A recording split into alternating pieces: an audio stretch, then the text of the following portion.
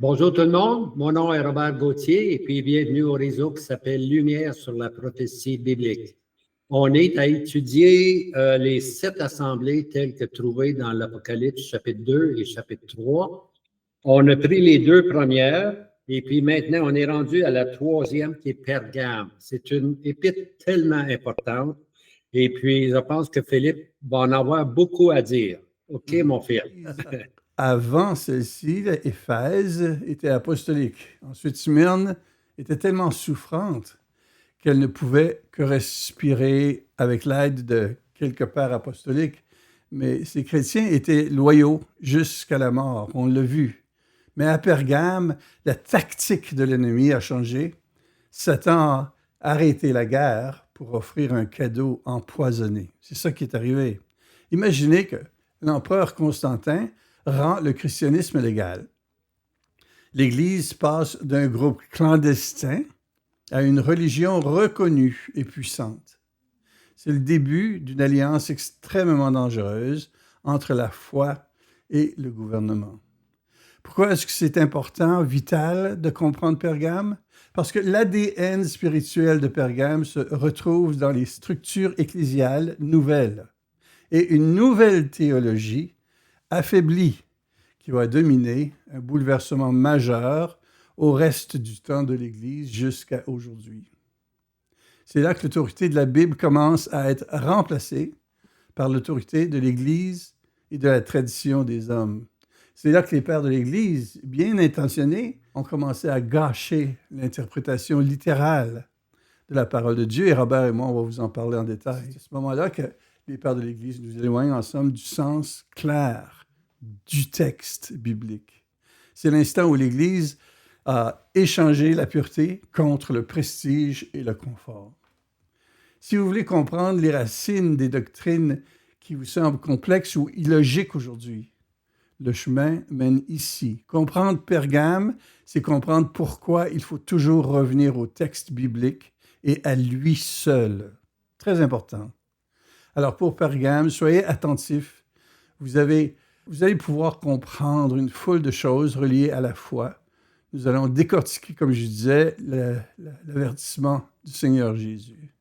En passant, l'assemblée de Pergame représente la période de l'Église entre 313 après Jésus-Christ, à partir de l'édit de Milan ou le concile de Milan, jusqu'à 590 après Jésus-Christ. Plusieurs disent 600, mais on va voir avec la prochaine Église.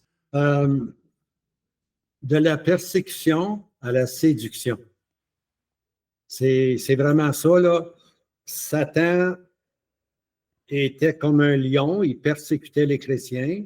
Ça, c'est Smyrne. Les chrétiens avaient les jobs minimes, les jobs les plus basses. Ils nettoyaient les toilettes, etc. Puis tout d'un coup, tout va changer. Et puis avec Constantin, l'empereur Constantin, on va rendre le christianisme la religion universelle. Et tout le monde veut avoir des jobs, tout le monde veut devenir chrétien. C'est vraiment un gros changement. Dans Smyrne, c'était le lion qui rugissait. Dans Pergame, c'est le serpent qui est en train de séduire. Et puis Pergame, c'est vraiment la séduction. Excellent. Absolument. Alors, je lis le premier verset de Pergame. Oui, volontiers. Nous sommes donc dans Apocalypse chapitre 2, verset 12. À l'ange de l'assemblée qui est à Pergame écrit: Voici ce que dit celui qui a l'épée aiguë à 2 tranchants. C'est beau ça, c'est beau. Il faut se rappeler que l'esprit prophétique, le Seigneur se promène d'une assemblée à l'autre. Hein?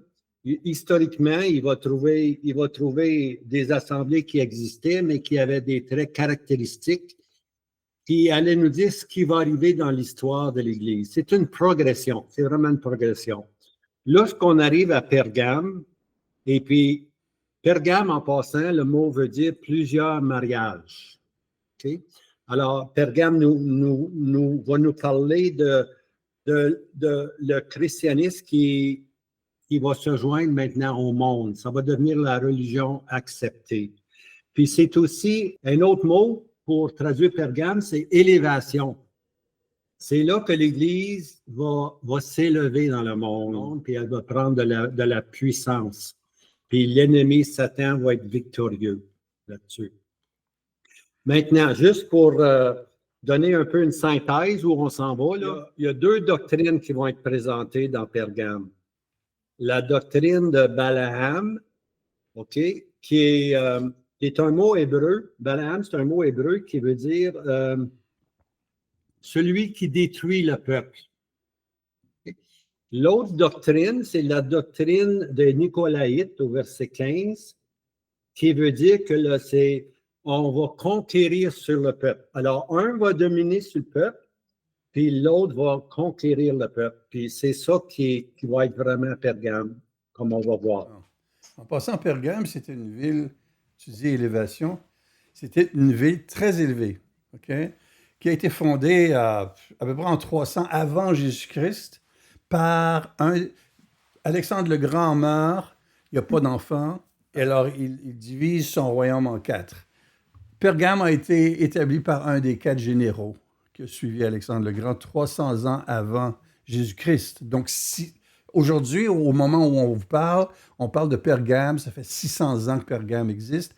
C'était fondé c'était très élevé, et c'était une ville très... en tout cas, on va le voir, je vais un petit peu plus trop vite parce que je veux vous parler des caractéristiques de la ville, mais tu as raison, c'est élevé, c'est vraiment son nom parce que c'est ça qu'elle était également.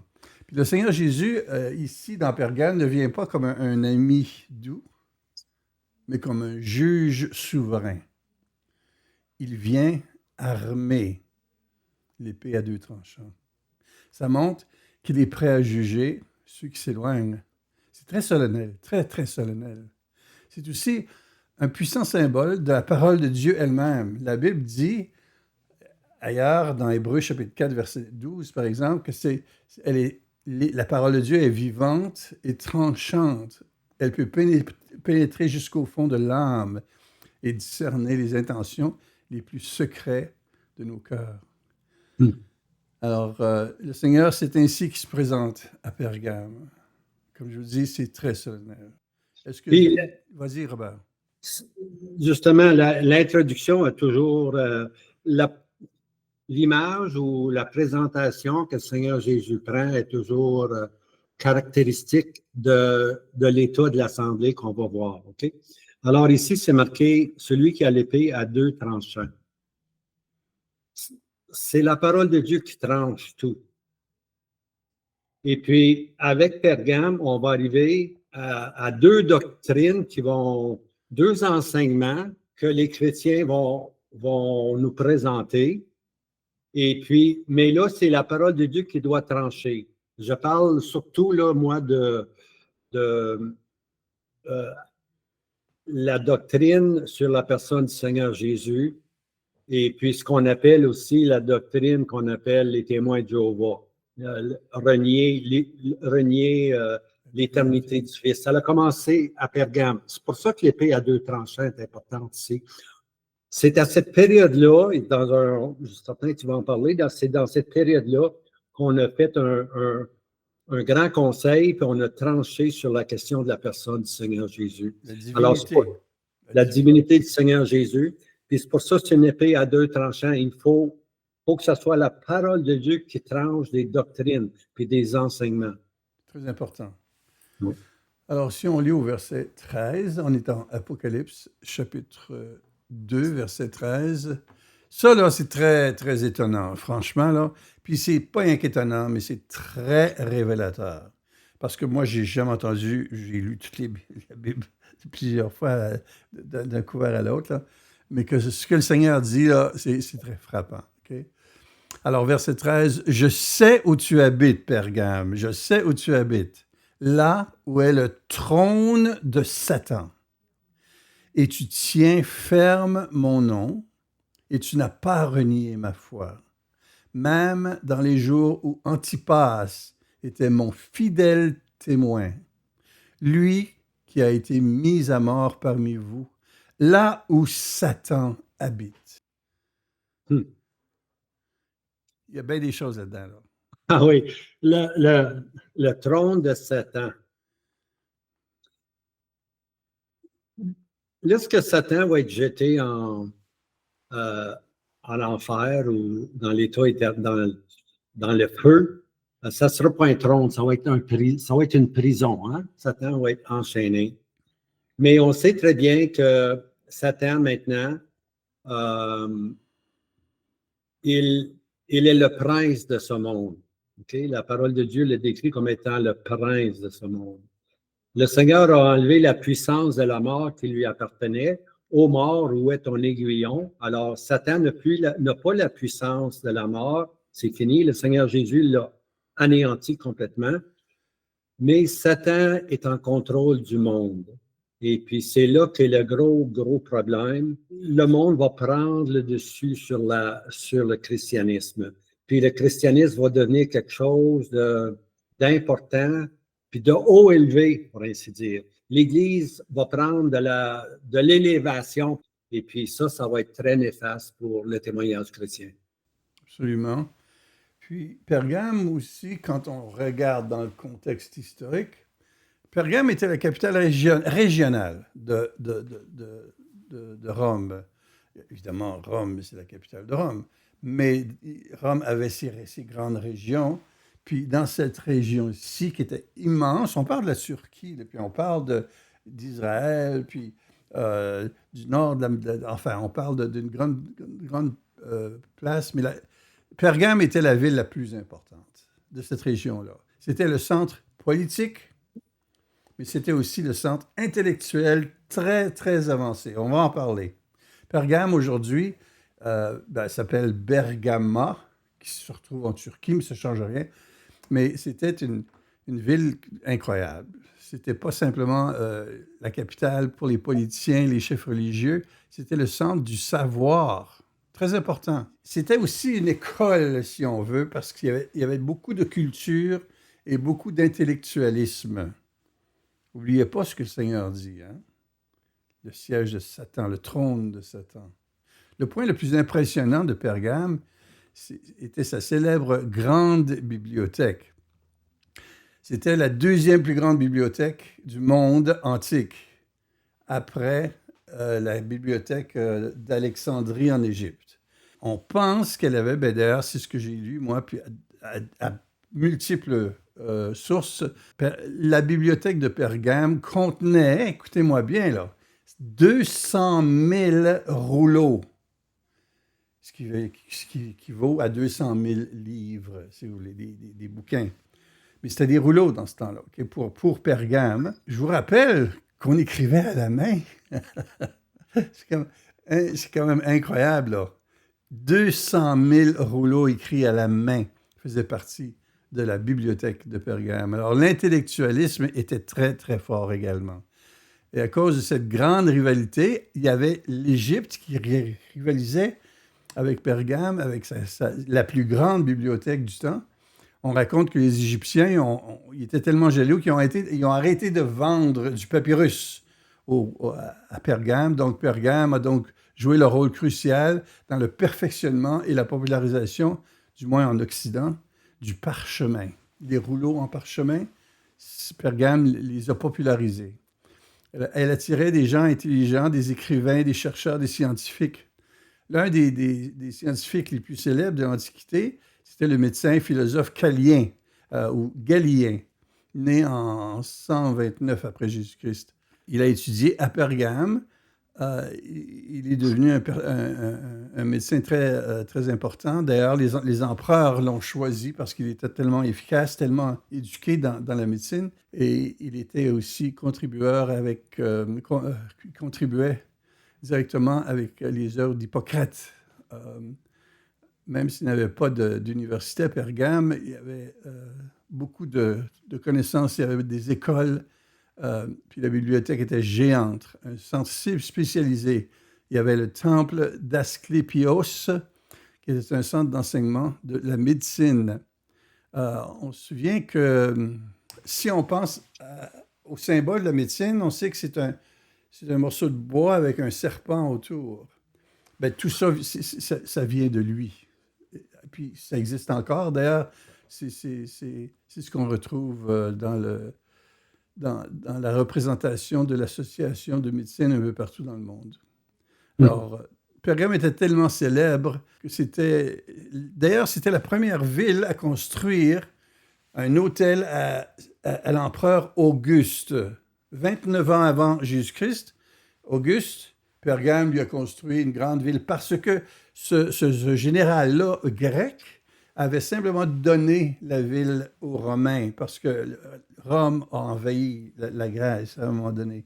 Alors, il a simplement, puis pour faire avoir des faveurs, il a fait un hôtel immense. Alors, c'était le centre où tout devenait central de bien des façons.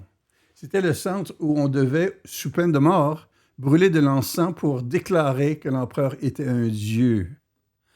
La ville abritait également l'hôtel de Zeus, qui était immense, qui avait vraiment 4 étages de haut, c'était incroyable. Alors, c'était dédié aux divinités, Dionysos, le dieu du vin et des orgies. Tout était à Pergame. Alors, c'est pour ça que c'est une ville très importante et on peut comprendre maintenant ce que le Seigneur voulait dire, le trône de Satan, à cause de sa grande influence. Et puis, le verset continue, tu tiens ferme mon nom et tu n'as pas renié ma foi. Je suis certain que tu as quelque chose à dire, mais ici, je veux introduire un personnage, un empereur.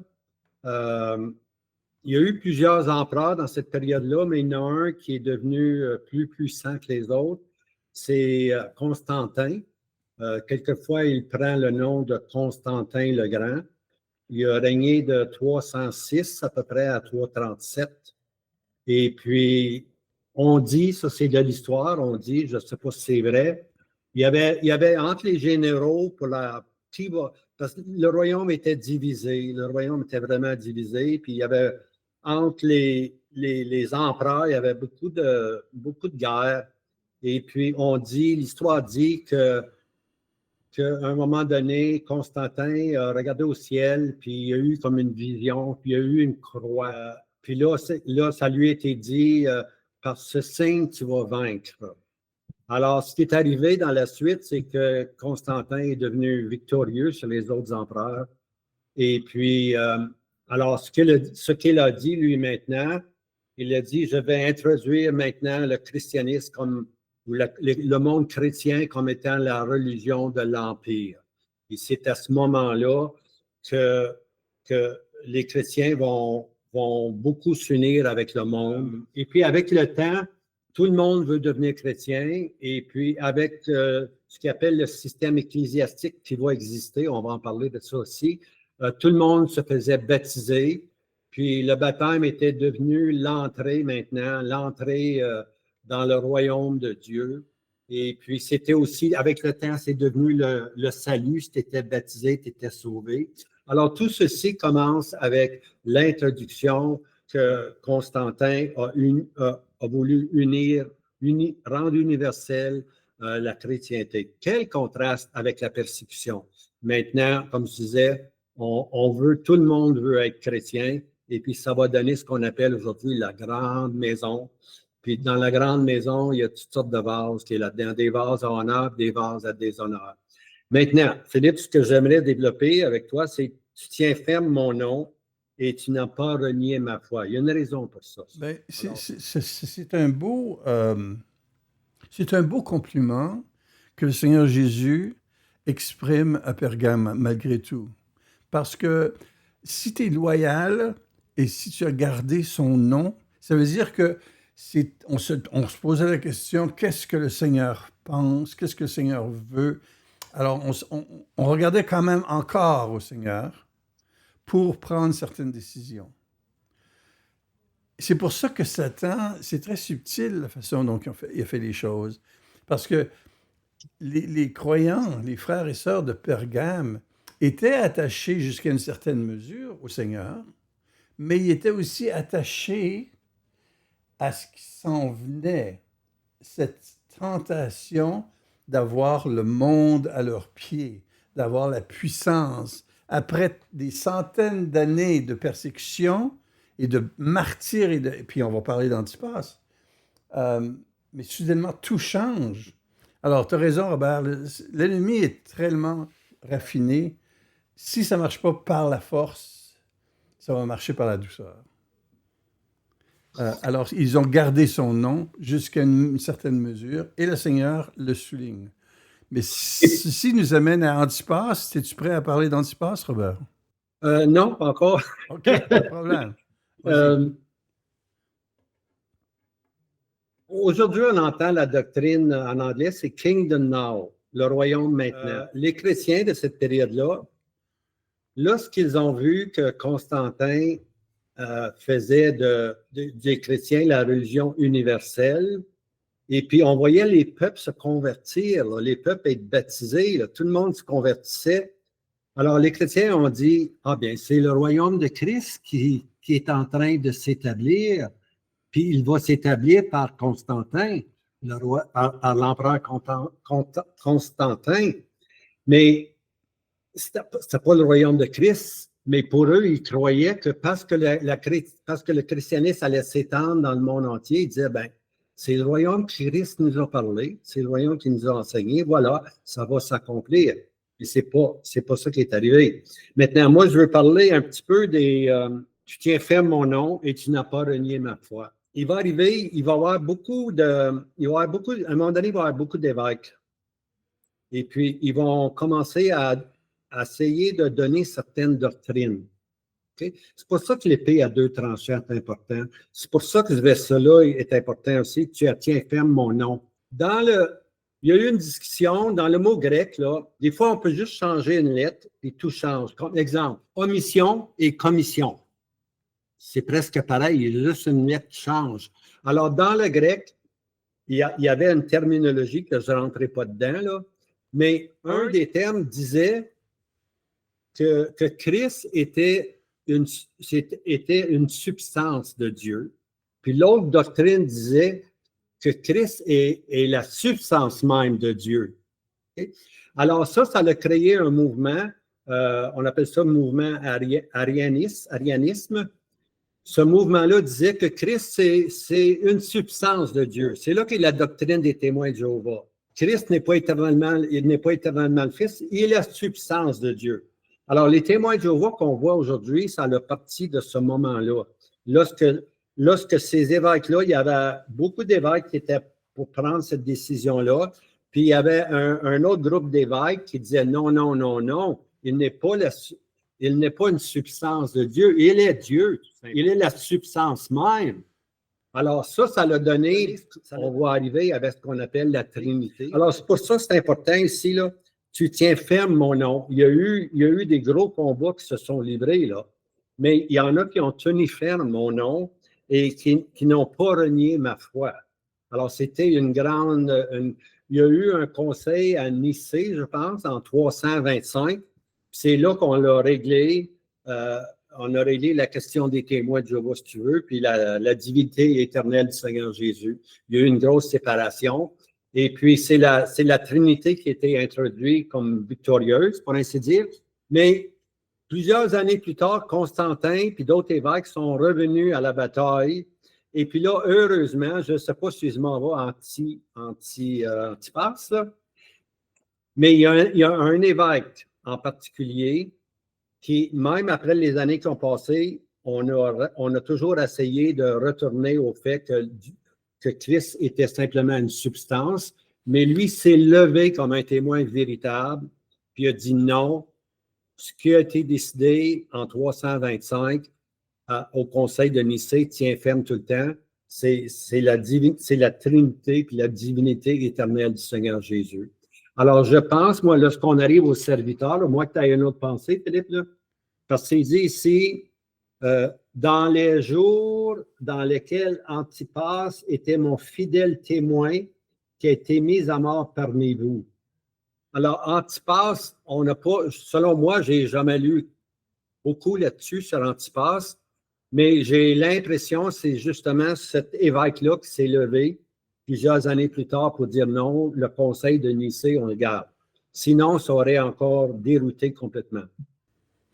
Oui, c'est très possible. Mais une chose est certaine également, c'est qu'Antipas aurait refusé d'adorer l'empereur. Parce qu'il est mort à Pergame. C'est pour ça que le Seigneur là, en parle à Pergame.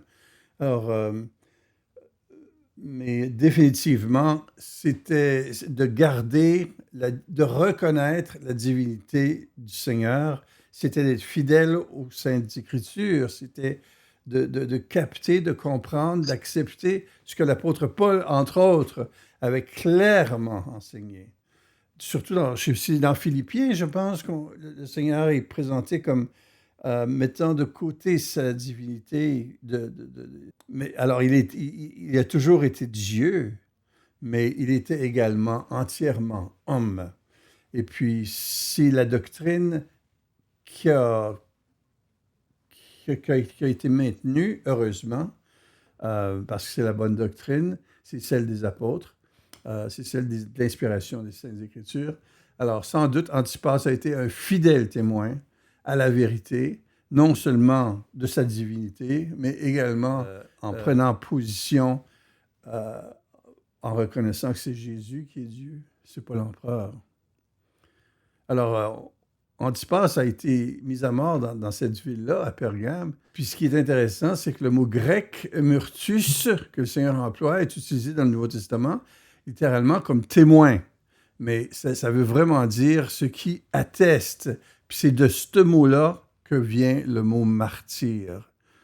Alors, dans le contexte de la persécution romaine, le simple fait de témoigner de la divinité du Seigneur Jésus est passible de la mort. Tu as raison, Robert, absolument. C'était relié à sa divinité.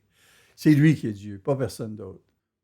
Alors, lorsqu'on a réglé cette grande question-là de l'éternité du Fils, de la divinité du Fils, mais j'ai quelque chose contre toi. Alors, quand on a réglé ce problème-là, c'était bien, c'était fidèle, c'était découper droit la parole de Dieu. Hein? C'était l'épée à deux tranchants qui tranchait le sujet. Ça, c'était très, très bien, mais il y a un petit mais qui arrive ici. Là. Puis là maintenant, on s'en va dans la réalité des choses. Absolument. Alors, si on lit dans Apocalypse chapitre 2, verset 14, « Mais j'ai quelque chose contre toi, c'est que tu as là des gens qui s'attachent à la doctrine de Balaam, qui enseignent à Balak de jeter une pierre d'achoppement devant les fils d'Israël pour qu'ils mangent ce qui est sacrifié aux idoles et pour qu'ils commettent la fornication. » OK. OK. Bon, en termes très simples, là, le ministère pour de l'argent. Oui. Si vous comprenez ce symbolisme-là, là, c'est que le prophète, lui, était prêt à... Il était payé pour maudire le peuple d'Israël. Il n'a pas pu le faire. Mais, en passant, c'est dans Nombre, entre 22, chapitre 22 à 25. Il faut le lire pour vraiment comprendre ce que Robert enseigne. Nombre 22 à 25, c'est là que vous allez voir Balaam et Balak. Mais tu as raison, Robert. Il s'est fait payer. C'est pour de l'argent qu'il agit. Alors ça nous emmène assez loin, tu vois. Ça nous emmène aujourd'hui, là, ça nous emmène à regarder où on est rendu aujourd'hui.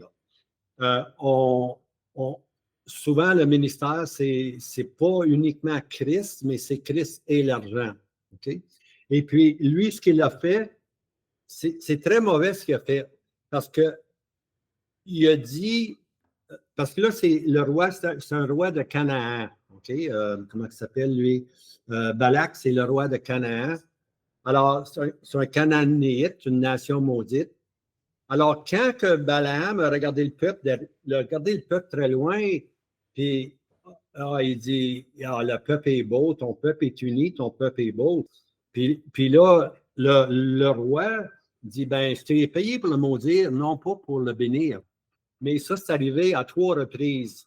Et puis, Alors, finalement, il va lui dire quoi faire. Il dit, c'est très simple, que c'est que tu as à faire. C'est que faut que tes filles et tes fils marient, il y ait des mariages avec les Israélites. OK? On va contaminer le peuple parce qu'Israël était un peuple séparé. Puis là, il dit maintenant, tu vas les réunir ensemble, puis tu vas introduire l'idolâtrie. OK? Et puis, c'est ça qui a amené la chute d'Israël. Puis c'est ça qui amène la chute des chrétiens aujourd'hui, si tu veux. L'intermariage, et puis non seulement mais l'idolâtrie qui est présentée dans ce qui va suivre. Alors, c'était vraiment là, un prophète pour l'argent. En somme, c'est confirmé par l'apôtre Pierre qui appelle cet épisode-là salaire d'iniquité dans 2 Pierre, chapitre 2, versets 14 et 15. Puis c'est répété par Jude, chapitre 1, verset 11. Alors, il a conseillé le roi Balak pour faire chuter moralement le peuple en mêlant ses fêtes païennes aux Moabites. Israël a été conduite à l'idolâtrie, à l'immoralité sexuelle. Alors, l'Église commence à sacrifier sa pureté pour gagner la sécurité et l'honneur. En s'alliant au gouvernement romain, elle commence à accepter des traditions païennes pour plaire au monde. C'est la corruption de l'intérieur. Oui, bravo. Bien dit, bien dit. Alors ça, c'était la doctrine de Balaam. OK? Balaam qui voulait dire destructeur du peuple. Hein? Alors, il a donné la formule comment détruire le peuple d'Israël avec des alliances avec ceux de Canaan et puis avec l'idolâtrie. Puis, c'est aussi, s'il faut souligner, pour l'amour de l'argent, Robert. Alors, c'est ça que Pergame introduit, là. Ils vont introduire un système hiérarchique ecclésial, puis c'est là que ça va amener, à un moment donné, à des positions plus élevées que d'autres. Puis ces positions-là vont commencer à avoir des salaires. Mais ça, c'est le début. On va le revoir surtout dans la prochaine Église. Mais le mal commence maintenant.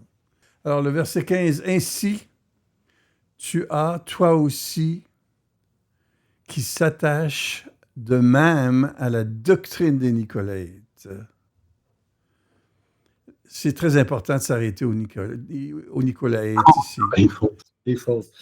OK, au commencement, si on retourne à la première Église, chapitre 2, verset 6, « Mais tu as ceci que tu es les œuvres des Nicolaïtes. » Tu es. Ici, Éphèse, il haïssait les œuvres. Hein? Mais ici, là, c'est rendu une doctrine. On enseigne le Nicolaïte. Puis là, on va rentrer dans c'est quoi l'enseignement des Nicolaïtes. On s'attache de même à la doctrine des Nicolaïtes. Alors, on l'a déjà dit, Nicolaïte, tu disais Nico, domination, laïte, qui produit le mot laïque, donc domination sur le peuple, qui veut dire contrôler le peuple. C'est la naissance d'une hiérarchie rigide et non biblique. On a créé une séparation stricte entre un clergé dirigeant et le reste des croyants laïcs. C'est contraire au modèle apostolique, où tous les croyants sont prêtres, la sacrificature royale dont Pierre en parle, 1 Pierre, chapitre 2, verset 9. Dans les premiers temps, les anciens, le mot c'est presbytéros, et les surveillants, épiscopos, anciens et surveillants, c'était la même chose, il y avait les mêmes fonctions, et c'est tout ce qu'il y avait. Il y avait les apôtres, puis pour les assemblées, il y avait les anciens au pluriel. Alors, c'est eux qui donnaient, c'est eux en somme qui sont l'ange de l'assemblée, d'une certaine façon. Ils sont responsables à enseigner, à s'occuper d'eux. Mais à Pergame, on voit qu'un seul évêque prenait maintenant l'autorité exclusive sur les autres anciens, créant une structure qui pouvait s'autoriser à modifier le message de l'Évangile. Puis c'est ce qui est arrivé durant Pergame. On va le voir avec les pères de l'Église. C'est là qu'on s'en va. Oui. Ouais. Certaines personnes ont le droit au ministère ou sont aptes au ministère. C'est, comme tu disais, c'est l'introduction du clergé. Et puis tout le reste, c'est des croyants, mais ils ne connaissent rien dans la parole de Dieu. Okay? C'était un mouvement où il y a eu beaucoup d'évêques avec le temps. Les évêques sont arrivés. Et puis là, pour attirer, pour garder le monde, on a introduit toutes sortes de doctrines perverses. Exemple, le baptême sauve. Avec le baptême, tu es né de nouveau. On oublie le baptême de l'Esprit Saint. On dit que quand tu es baptisé dans l'eau, on éclipse complètement l'unité du corps par le baptême de l'Esprit Saint. Et puis, on va introduire avec le temps là, toutes sortes de théories, toutes sortes de doctrines perverses inventées par l'homme. Les indulgences, plus tard, quand on va arriver à l'autre église, on est rendu dans les indulgences. Puis, on va arriver à un moment donné où on va donner au leader qu'on va appeler le pape. On va dire que lui, maintenant, il parle de la part de Dieu. Okay? Pergame, là, c'est du judaïsme. C'est du judaïsme parce que le judaïsme, le peuple n'était pas près de Dieu. Puis dans le judaïsme, seulement la sacrificature pouvait s'approcher de Dieu. Alors, eux, avec Pergame, on va bâtir cette théorie-là que seulement certaines personnes peuvent s'approcher de Dieu, puis que les autres, ils connaissent absolument rien. OK? Ça, c'est le système sacerdotal, c'est le système du clergé, c'est le système des prêtres. Toi, tu ne peux pas t'approcher de Dieu, tu ne peux pas servir Dieu. C'est nous, puis vous autres, vous n'avez aucune connaissance. Nous, on connaît les textes originaux, etc., etc. Mais c'est comme ça s'est vraiment développé. Alors, Pergame, là, c'est vraiment une chute ou le commencement d'une chute qui va s'agrandir. OK? Ce qui était le catholicisme va devenir le système papal avec le temps. Quand on va arriver à la 4e assemblée, là, on tombe avec Jézabel qui enseigne. C'est l'Église qui enseigne. On n'est pas rendu là encore, mais on s'en va là rapidement. Jusqu'à présent, l'Église était universelle, elle était unie. Il y avait une Église chrétienne. C'est de là qu'est le mot catholique. Catholique veut dire universel. Alors, c'est pas... l'Église catholique romaine, qu'on va voir à partir de Thyatire, a pris ce nom-là comme étant son nom à elle, mais ça ne veut rien dire. C'est l'Église de Rome, dans le fin fond. Mais l'Église catholique, elle se termine avec Pergame. Jusqu'à présent, on est unis. Mais avec Thyatire, ce ne sera pas long que Thyatire va se diviser elle-même, etc. Mais comme Robert dit, on ne s'en va pas là tout de suite. On reste à Pergame. Pergame, c'est le début où l'autorité de la Bible est remplacée par l'autorité ecclésiastique. Et on va commencer à avoir des conciles. Puis ces conciles-là commencent à remplacer la Bible par la tradition. Ouais. Alors, il y a des doctrines fondamentales qu'on a retrouvées, Robert en a parlé, la Trinité, la nature de Christ. Ça a été défini dans les grands conciles nicéens en 325, comme il disait. Par la suite, Constantinople en 381. Ensuite, il y a eu Chalcédoine en 451. Mais le problème est que les déclarations de foi de ces conciles-là, les credos, ont commencé à être utilisées comme un filtre pour lire la Bible, au lieu de laisser la Bible former les credos. Ça n'a pas beaucoup... Vas-y. Ça n'a pas beaucoup changé aujourd'hui. Aujourd'hui, là, on est en 2025, tu as des credos, là. Chaque église a son credo, et puis le credo prend la place de la parole de Dieu. Hein? Si tu adoptes ces credos-là, tu es correct. Mais est-ce que les credos sont selon la parole de Dieu? Souvent, non. Souvent, non. Souvent, oui. Mais il y a tout le temps des failles là-dedans là, qui apparaissent. Là. Je ne parle pas de la doctrine fondamentale sur la personne du Seigneur Jésus, mais je parle de la liberté d'esprit, disons. La liberté des dons. Dans les credos, tu ne vois pas ça, parce que dans les credos, tu vois habituellement, faut être suivi à une certaine école ou une certaine université ou faut que tu rentres dans les normes tout simplement pour œuvrer. On appelle le scolastique. Scolastique qui vient école. Il faut aller à l'école pour pouvoir être un dirigeant d'une assemblée. Et techniquement, c'est faux. Il faut avoir l'Esprit Saint. Quand Robert parle de la liberté de l'Esprit Saint, ça ne veut pas dire qu'on est libre à faire ce qu'on veut. C'est qu'on est libre à laisser l'Esprit Saint nous diriger. Mais quand on établit un système sacerdotal et ecclésial, un système humain, alors à ce moment-là, puis dans ce temps-là, bien évidemment, il n'y avait pas les écrits qu'on a aujourd'hui. Alors on peut comprendre que, je veux dire, Robert et moi, on n'est pas en train de juger, de condamner les pères de l'Église. Les pères de l'Église, ce sont des géants spirituels. Mais ils ont quand même fait des erreurs. Puis aujourd'hui, on est à la fin de tout ça et on peut regarder le passé des 2 derniers 1000 ans, puis voir sont où les failles. Puis Pergame, c'est une des grandes failles du fondement. Une faille où ils ont continué jusqu'à aujourd'hui. Il y avait en 354 Saint-Augustin, okay, qui est le chef de file de l'allégorie. Puis c'est un problème, l'allégorie. Augustin a rejeté le sens littéral de la Bible. Puis ça, c'est un problème. Augustin est un personnage clé qui s'est opposé à la lecture simple, grammatico-historique littérale du récit biblique. Là, je viens de dire quelque chose de un petit peu compliqué pour certaines personnes, grammatico-historique littéral.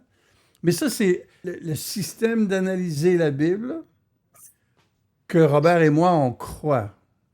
Alors, si vous voulez avoir un petit peu plus d'explications, je vous en donne rapidement. Quand on parle de la méthode grammatico-historique littérale, on parle de la façon la plus simple et la plus directe de lire la Bible. C'est une méthode en 3 étapes pour s'assurer qu'on lit ce que le texte dit vraiment et non pas ce qu'on veut lui faire dire. L'analyse grammaticale, c'est de se concentrer sur la grammaire au sens exact des mots. Alors, les auteurs de la Bible écrivaient en hébreu et en grec. Pour bien comprendre, il faut savoir que ces mots, c'est quoi que ces mots signifiaient à l'époque où ils ont été écrits. Par exemple, savoir que le mot grec « martus » signifiait « témoin ». On emploie la traduction et on se base sur la grammaire du temps. Ensuite, le contexte historique, finalement, on se demande qui a écrit ça, quand et pour qui. Il faut comprendre le passage. Alors, c'est ça qui est notre système de comprendre la Bible. Il faut mettre dans la culture le contexte de l'époque. Par exemple, pour comprendre pourquoi l'idolâtrie est si dangereuse à Pergame, on doit savoir que le culte impérial était une vraie menace pour la vie des chrétiens de ce temps-là. C'est le contexte qui nous explique le texte. Et en dernier lieu, le sens littéral. La première chose à faire est de lire le texte littéralement, c'est-à-dire de prendre les mots pour ce qu'ils sont. Si on a un passage qui raconte un événement historique, on le lit comme un événement réel. On ne cherche pas une signification cachée ou symbolique, une allégorie au texte.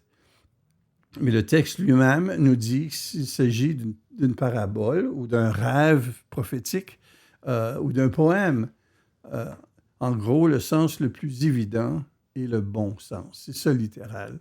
En utilisant ces 3 étapes-là, ces trois systèmes-là, on évite que les idées venant de l'extérieur, comme la philosophie grecque et les traditions du Moyen Âge, les chefs de l'Église ont été influencés par ces choses-là. Si on s'en tient à ce système-là, on ne permet pas que rien vienne filtrer et déformer le message clair de Dieu.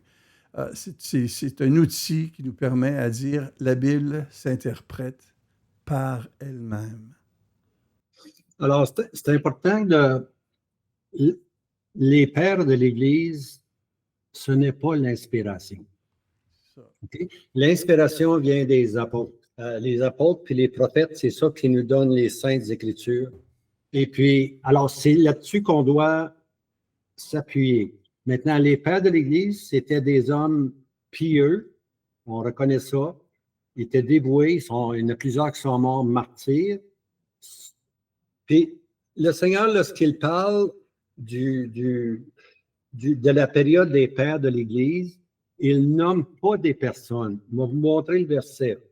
Mais j'ai quelque chose. Il parle des choses. Il ne parle pas des personnes. C'est les choses qu'ils ont enseignées qu'on doit souvent mettre de côté, OK? Mais pas les personnes, mais les choses. Alors, mais j'ai quelque chose contre toi. OK? Alors, le Seigneur n'a pas les personnes contre lui, mais il y a souvent les choses qu'ils ont enseignées qui est devenue une doctrine qui a mal tourné avec le temps. Absolument. Ouais. Le problème avec Augustin, par exemple, rien que vous donner un exemple, OK?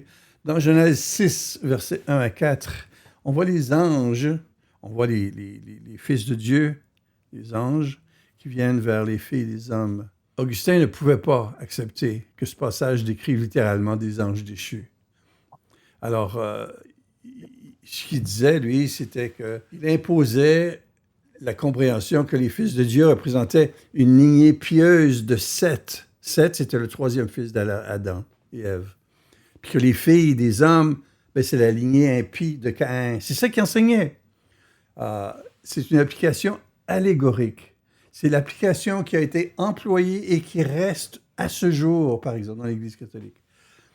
Alors, c'est de transformer ce qui est littéral en une allégorie. C'est très dangereux parce que ça devient très subjectif. C'est celui qui enseigne qui semble dire la vérité. C'est dangereux, ça. C'est l'Esprit Saint qui dit la vérité. Alors, son immense autorité à ce père de l'Église-là a fait une interprétation allégorique. C'est un rejet, si on veut, du surnaturel. Et c'est un problème, un gros problème de mal comprendre la parole de Dieu. Puis, je vais aussi citer un problème qui était emmené par les pères de l'Église, c'est que les pères de l'Église, avec le temps, ont enseigné que l'Église remplaçait Israël. C'est complètement faux. L'Église n'est pas une continuité d'Israël. C'est une nouvelle entité. Hein? Paul dit, ne devenez pas une pierre d'achoppement ni aux Juifs, ni aux Grecs, ni à l'Assemblée de Dieu.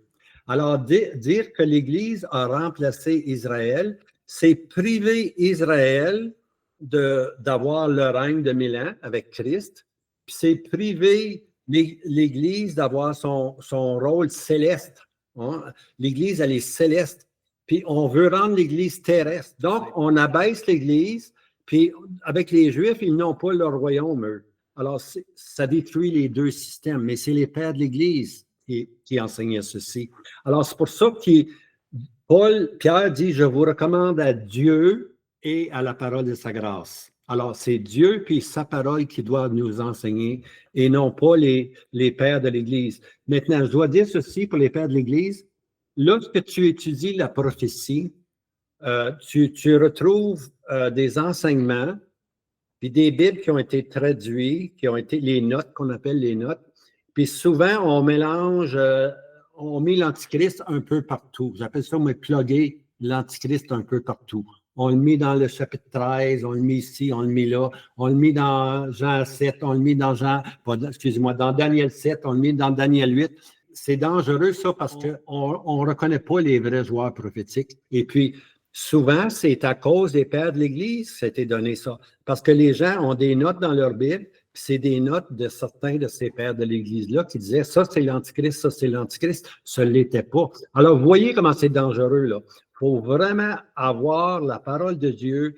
C'est ça l'inspiration. C'est là-dessus qu'on doit trouver toutes nos réponses. Découper droit la parole de Dieu, l'épée à deux tranchants. Alors, il faut toujours revenir à ça. Puis, pas nécessairement en défense des pères de l'Église, mais on peut un peu comprendre pourquoi ce que les pères de l'Église ont suggéré que Israël avait été remplacé par l'Église. Alors que, Robert a complètement raison, Si Dieu a fait une promesse à Abraham, Dieu va maintenir la promesse à Abraham. Dieu garde ses paroles. Alors, mais quand ils ont fait ces enseignements-là, Israël n'existait plus. Israël a été détruit avec son temple, avec euh, en 70 après Jésus-Christ. Ici, on parle de 300, 400 après Jésus-Christ. Il n'y a plus d'Israël. Alors, eux autres, ils ont tout simplement conclu, bon, ben, comme Israël n'existe plus, c'est nous maintenant, Israël. Puis l'apôtre Paul parle du fait qu'il n'y a plus de différence quand on est chrétien entre un juif et un gentil. On est un. Alors, ils ont pris ces enseignements-là, puis ils ont mélangé en disant, bon, ben voici, c'est ainsi qu'on enseigne maintenant. Puis quand on regarde, quand Paul enseigne qu'il n'y a plus de juifs ni de gentils, dans la même phrase, il dit il n'y a plus de mâle ni de femelle. Alors, c'est pas c'est allégorique dans le cas de Paul. Dans ce cas ici, ils l'ont pris littéralement, ce qui est une erreur.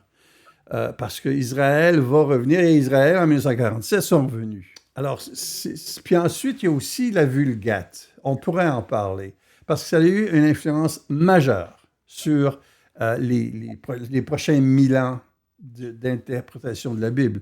Vers 405, Jérôme traduit la Bible en latin. Le problème, c'est que ces textes étaient mauvais. Aujourd'hui, on a des textes beaucoup plus vieux, beaucoup plus assurés. Ça a rendu la Bible inaccessible aux croyants parce que pendant 1000 ans, on ne parlait plus latin. Alors, il n'y avait personne qui pouvait comprendre. Mais la religion, elle, qui a continué après, elle s'est toujours limitée au latin. Vous vous rappelez pas? Moi, je suis assez vieux pour m'en rappeler que j'ai déjà servi la messe. Puis dans ce temps-là, c'était en latin. Personne ne comprenait rien, mais tout le monde allait à la messe quand même. Tu sais? Mais, alors, c'est rien que depuis Vatican II que ça a changé. Alors, le manque de connaissance des langues originales a permis aux opinions personnelles et aux traditions de s'imposer sur l'autorité du texte biblique lui-même. Puis c'est là que le clergé avec le latin, ben ceux qui ne comprenaient pas le latin ne comprenaient pas. Alors, on prenait pour du cash que les prêtres nous disaient. On ne comprenait rien, quoi. Alors, c'est vraiment nous égarer. Je ne sais pas, mais garde le verset 16. Je combattrai contre eux par l'épée de ma bouche. On revient avec l'épée de la bouche, hein, la parole. On pourrait lire le verset 16. Repens-toi un petit peu, il faut que je le trouve ici. Repens-toi donc, sinon je viens à toi rapidement et je combattrai contre eux avec l'épée de ma bouche. Il vient en jugement. Absolument. C'est la venue en jugement avec l'épée. C'est pas l'enlèvement ici, là. C'est l'épée pour juger. Contre les hérétiques. Oui, oui. Avec sa parole. Oui, sa parole de jugement, qui est la vérité divine. Absolument. Puis ça nous amène au dernier verset, je crois, verset 17. Que celui qui a des oreilles écoute ce que l'Esprit dit aux assemblées. À celui qui vaincra, je donnerai de la manne cachée. Je lui donnerai un caillou blanc avec, sur le caillou, un nouveau nom, écrit que personne ne connaît, sinon celui qui le reçoit. Alors, moi, tu sais, Philippe, parce que tu veux-tu ou je vais? Écoute. Écoute, je vais le dire bien simple parce que le temps, il avance, là, je pense. Un caillou blanc, c'était, à ma connaissance, il y avait un caillou noir et un caillou blanc, c'est aussi simple que ça.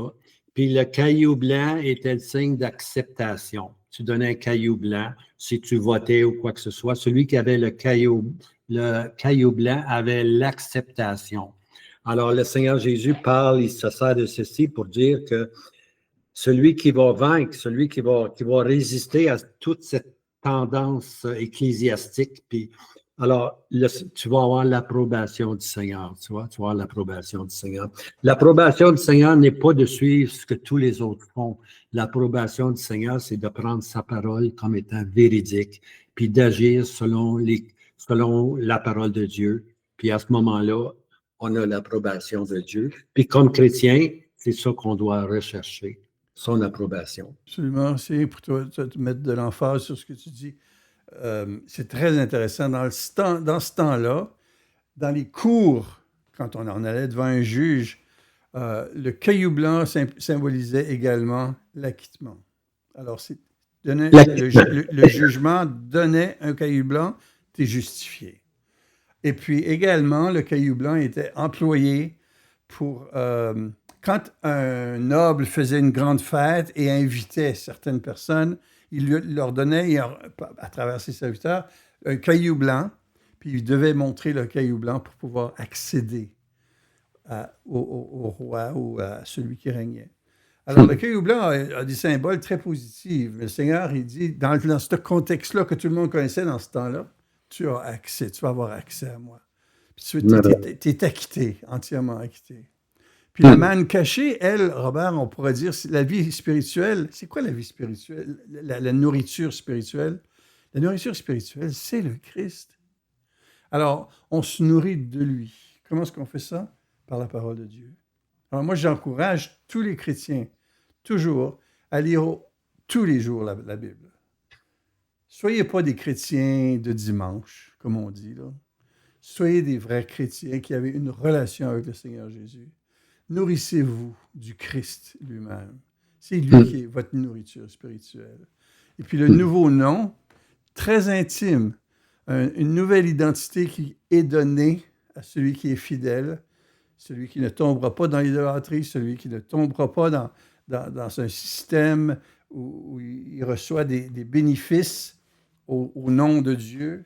Si vous êtes fidèle à ceci, vous allez avoir un nom, une nouvelle identité qui est scellée et qui démontre l'intimité de la relation entre vous et le Christ. Vous êtes le seul qui connaissez ce nom-là. C'est comme un secret entre les deux. Puis, moi, j'ai toujours été impressionné, dernière pensée à ce sujet-là, j'ai toujours été impressionné qu'on ne perd pas notre identité dans l'éternité. Et on le voit ça dans Jean 14, quand le Seigneur dit, dans la maison de mon Père, il y a plusieurs demeures. Il y en a une pour chacune d'entre nous. Okay? Et on le voit également dans l'Apocalypse, quand il dit, je serai leur Dieu et ils seront fils et filles. C'est la première fois qu'on est vu comme fils de Dieu. La seule fois d'ailleurs dans toute la Bible, le fils de Dieu, c'est toujours Jésus. La version King James met tout ça, mélange tout ça, on est tout le temps des fils de Dieu partout. Mais dans le grec original, on est en fils de Dieu une fois dans l'Apocalypse. Puis, étant fils et filles, démontre que dans l'éternité, nous gardons notre identité pour toujours. Puis, c'est cette intimité-là qu'on voit avec le nouveau nom. Alors, ça finit bien, hein? Que nul ne connaît, sinon celui qui le reçoit. Ouais. C'est beau, c'est très beau. Quel encouragement. Parce que c'est sombre, hein? La doctrine de Balaam et puis la doctrine de Nicolaïte, là, c'est sombre, très sombre. C'est ça. Mais on finit, le Seigneur nous encourage.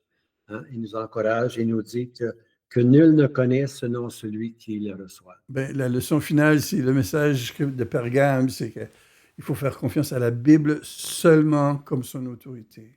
Nous devons la lire littéralement, grammatico, historiquement, sans laisser des filtres de tradition ou des faiblesses des pères de l'Église, mais nous éloigner de la vérité. C'est pas cool, mais c'est ce qui est arrivé. Mais on peut revenir à la parole de Dieu, c'est que ça devienne notre autorité suprême et rien d'autre. Et puis là, la prochaine réunion, on va aller dans des temps sombres, très sombres.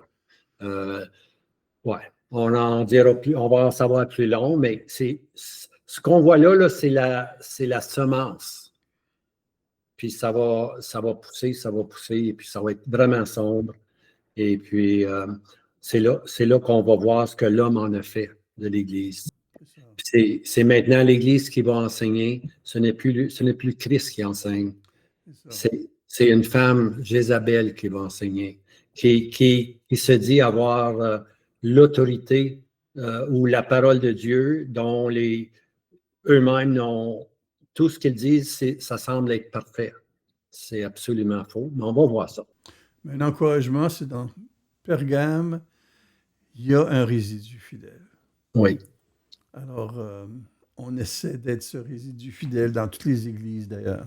Oui, oui. Alors, je te remercie bien, Robert, de m'avoir invité. Ben, c'est bien. Puis au plaisir de se revoir avec Tia. Tire. C'est bien. Alors, Seigneur regarde, mes amis. Merci, au revoir. N'oubliez pas, vous avez des questions, là. Écrivez-nous les questions. Puis, comme Philippe mentionnait à la dernière vidéo, on va prendre les questions. Puis, Philippe et moi, on va lire les questions. On va essayer de répondre le mieux qu'on peut. Alors, à bientôt. Merci. Je vous laisse. Salut. Bye bye.